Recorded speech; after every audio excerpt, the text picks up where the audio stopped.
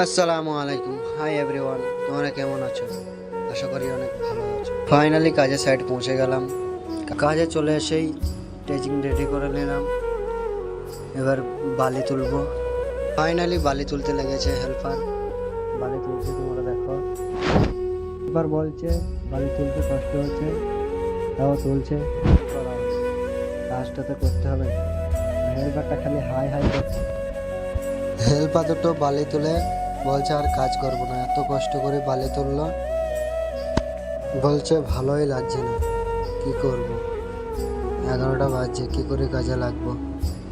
ছুটি করার জন্য ড্রেস আগে চেঞ্জ করে নিয়েছে। দেখো ছুটি করে খালি এনজয়, দেখো খালি খালি বলছি রুমে যাব, ভালোই লাগছে না, কি করব।